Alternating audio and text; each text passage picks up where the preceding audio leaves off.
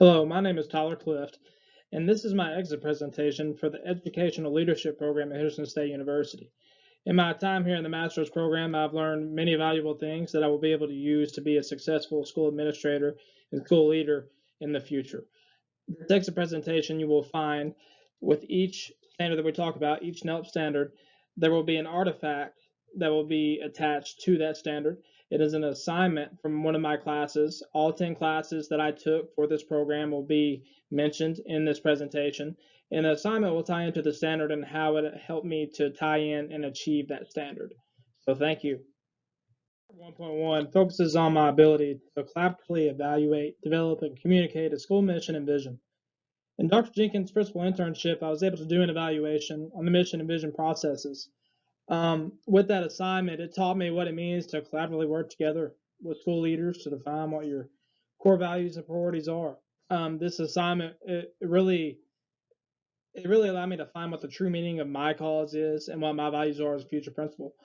When you collaboratively develop these values and priorities with other school leaders, you want to be specific, you want to be clear, you want to be concise, and using them to communicate what your school mission and vision are.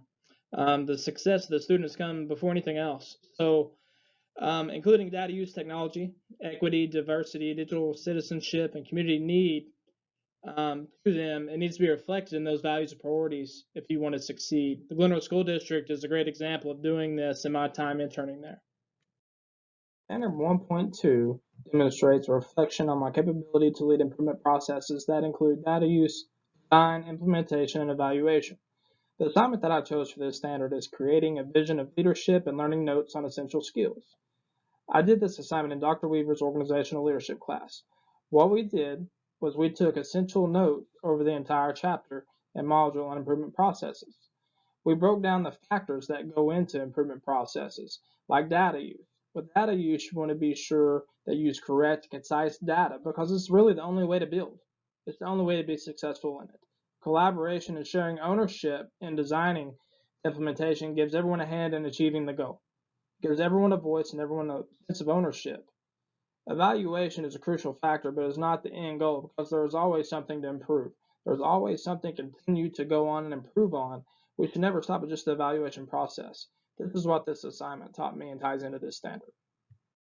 Standard 2.1 requires reflection on my capacity to reflect, communicate, cultivate, and model professional dispositions and norms. I was able to tie in the assignment, a framework for understanding poverty, with this standard, and I did this in Dr. Weaver's curriculum strategies class. What I was able to do was create a presentation in front of the class that discussed poverty and how it affected students, how teachers understand poverty.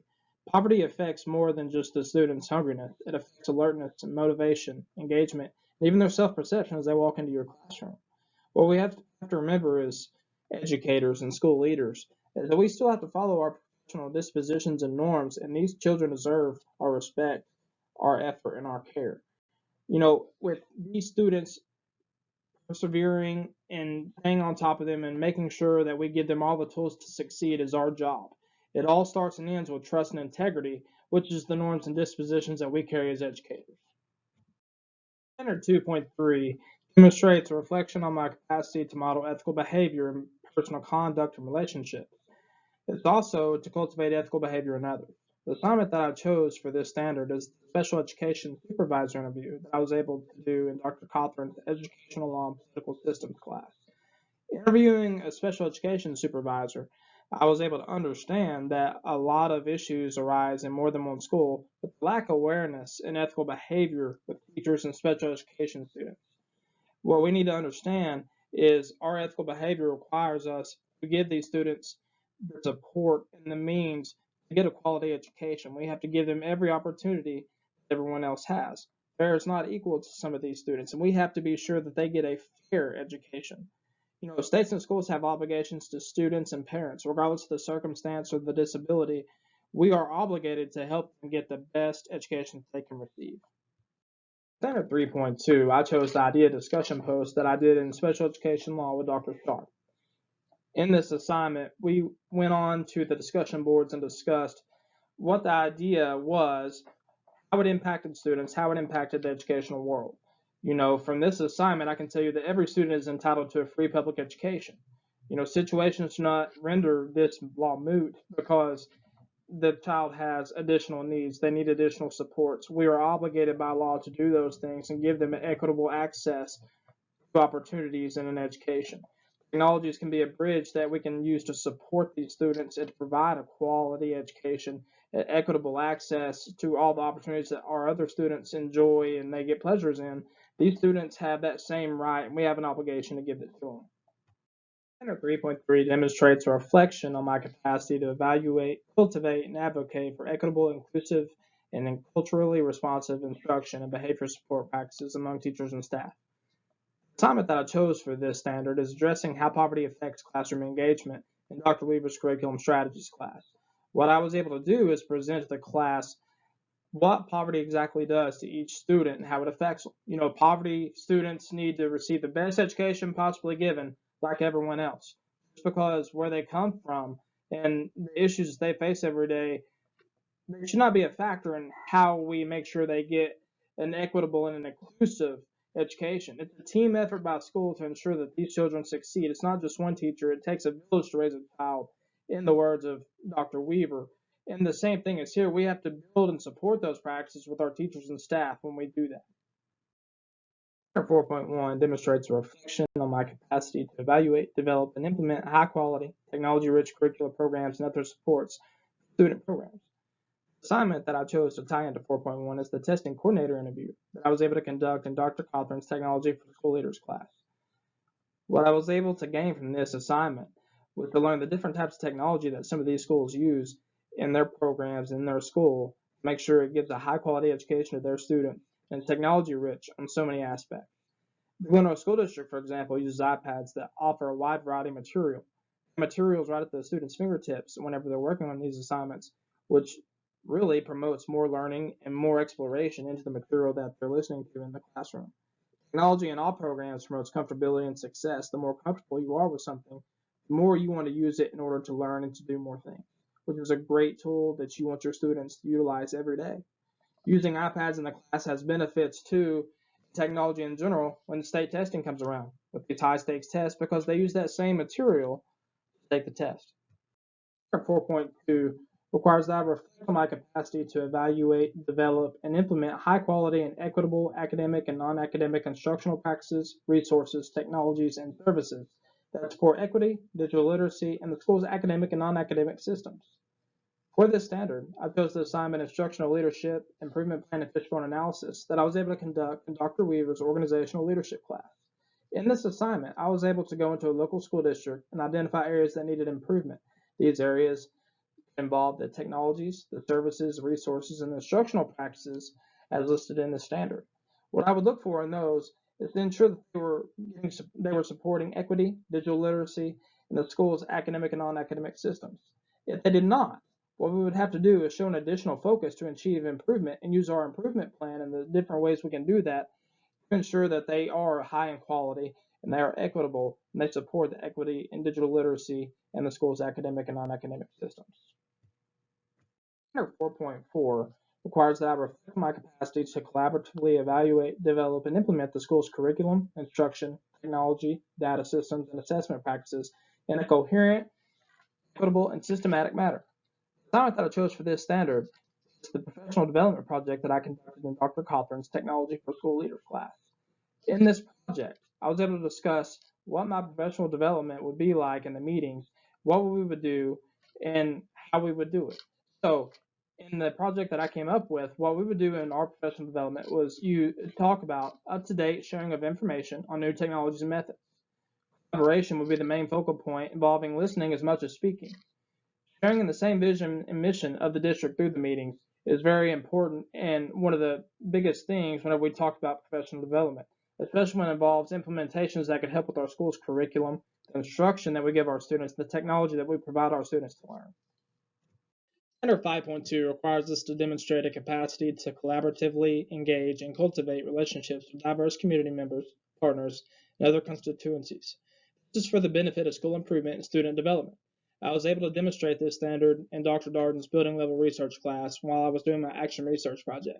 In the intervention portion of my project, I was able to find ways to collaborate with faculty members on the collected and analyzed data that my research would produce. Teachers would submit their opinions of student motivation and engagement after a physical activity break was implemented each day during the class. Collaboration would involve teachers and I meeting and discussing the scores of the students' daily quizzes after the implementation. Collaborating with faculty members and partners in the school district establishes trust and promotes our shared cause. In turn, it leads to school improvement and student development.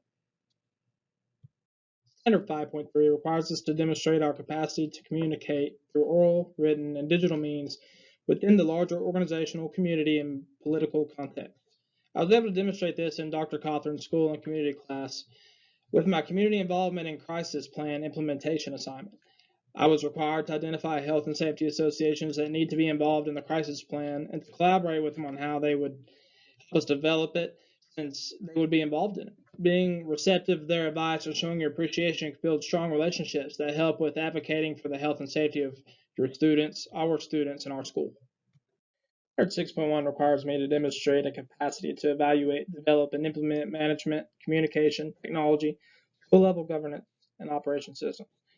These should support each student's learning needs and promote the mission and vision of the school. I was able to demonstrate this in Dr. Darden's School Finance and Resource Management class with an assignment over the history of school finance in Arkansas.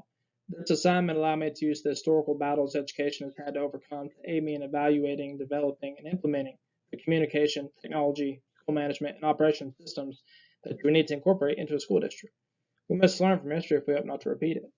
This assignment allowed me to understand why our support and funding is where it is and why we need to advocate for more like we have in the past. I believe that understanding what helped with school operation systems in the past can help us build on today's school level governance.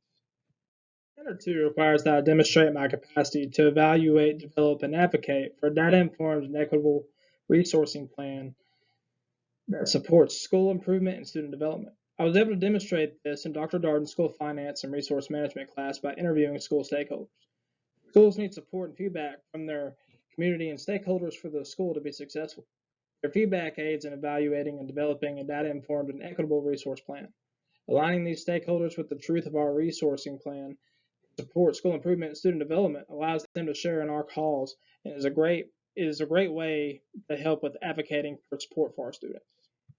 Standard 6.3 requires us to demonstrate our capacity to reflectively evaluate, communicate about, and implement laws, rights, policies, and regulations to promote student and adult success and well-being. I was able to demonstrate this through my Arkansas Code assignment for Dr. Cawthorn's Educational Law and Political Systems class. This assignment required me to research Arkansas state laws dealing with education, explain what they are, how they got there, what they do, and how it relates to our schools. It demonstrates the knowledge of Arkansas law and how they promote and protect the rights of our students in school. Utilizing these laws allows us to implement policies and regulations that prove legal and productive to our students and our school.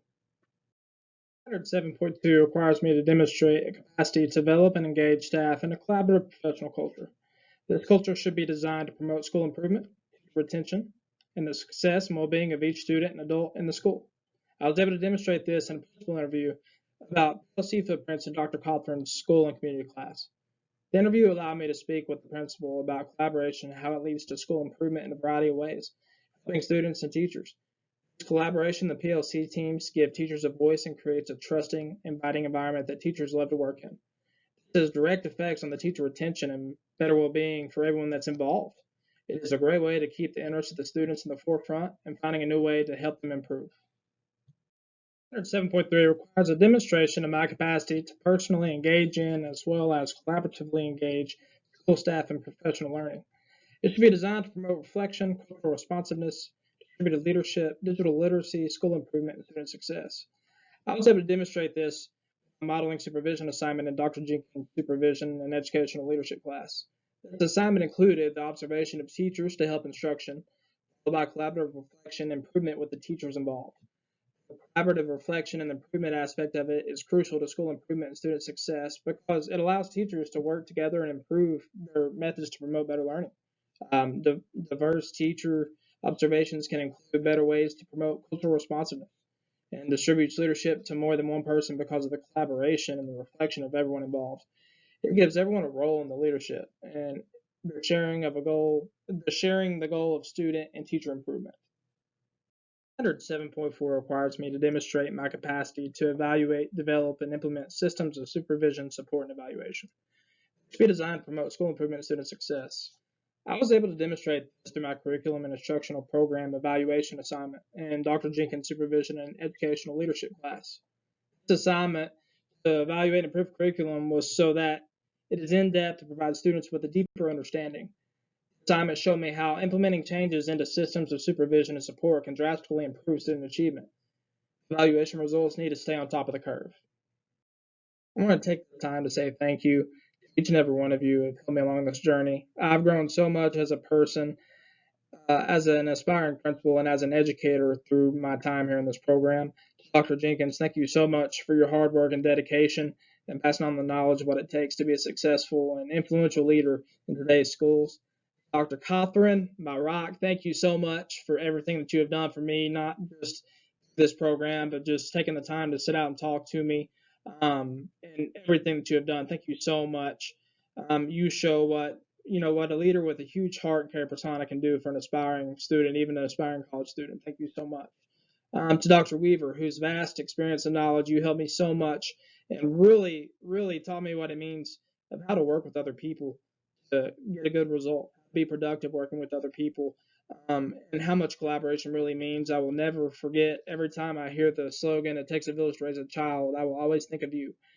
To Dr. Darden, thank you so much for the tools you gave me in school finance and through my action research project. I've really learned so much from you and what it takes to implement these changes into a school, and things that you have on the top of your head you're not crazy to go and try to make a difference with, to go and try to implement if you think it'll really help the students and you have data that you think to back it up. Thank you so much for all you have done. And Dr. Sharp, thank you so much for teaching me so much about special education and the ins and outs of special education. My wife is a special education teacher, and I've used so much of what you taught me into our daily conversations at the dinner table and everything else. So thank you for everything you've done for me as well. Each and every one of you, thank you so much for the difference you made in my life. I look forward to seeing you soon, and I hope to be as successful of an educator and principal as all of you are. Thank you.